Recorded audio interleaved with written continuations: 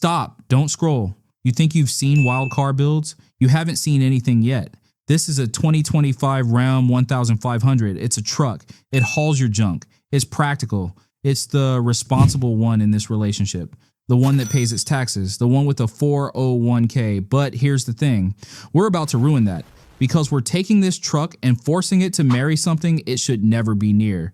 And trust me, you're going to want to see what happens. And this is the problem. This is a Chevrolet Camaro. It's loud, it's aggressive, it haunts parking lots. It's the guy at the car meet showing up on a motorcycle with a questionable life choice and zero regret. If the Ram is your dad, the Camaro is your older brother who got kicked out of 3 different garages. They have different owners, different lifestyles, different zip codes. But we're gonna make them marry anyway. And what you're about to see should not exist, but it does. First step, we merge their bodies. I'm not saying this isn't uncomfortable. The Ram side is like, I just got hired for this job. The Camaro side is like, I told you not to pick me, but here's the thing. This actually works. The silhouette is cleaner than either one alone. It's a truck that looks fast standing still.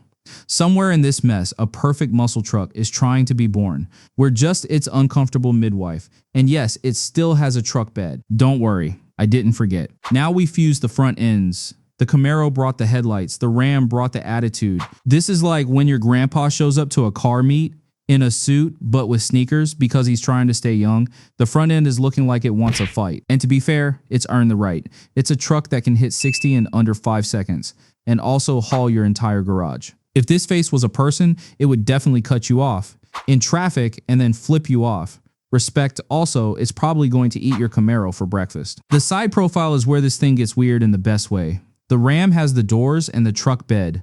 The Camaro has the lines. They're like 2 people sharing an apartment, forced to coexist, but somehow making it work. The wheel arches are wide enough to fit a family of 4 and their emotional baggage. The roofline is low enough to make you feel like you're stealing the car even though you technically own it now. And yes, you can still fit a motorcycle in the back.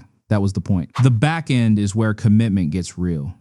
The Ram brought the tailgate. The Camaro brought the exhaust. This is the vehicle equivalent of, I'm not like other trucks, I'm this specific truck. The diffuser is aggressive enough to scare your neighbors. The tailgate is functional enough that you can still haul your junk. The tail lights are distinctive enough that your mom will recognize you from across the parking lot, which is good because you're definitely not hiding this thing from anyone. Also, it sounds like a thunderstorm. You're welcome. The interior is where you actually live, so we did it right.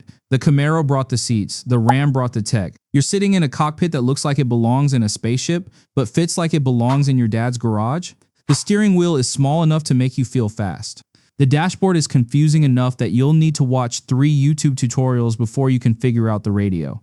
But it looks cool while you're confused, so that's a win. Also, you can still fit your dog in the back. That's a feature, not a bug. This is the Camaro Truck. It's the result of taking a truck and a muscle car that should never touch and making them into one thing that shouldn't exist, but somehow does. If you made it this far, you're officially part of the cult now. No refunds, no escape, just endless discussions about whether this is art or a cry for help. The internet is going to have opinions. Let's give them something to argue about. Also, you can tow a boat with it. That's the punchline. You're welcome.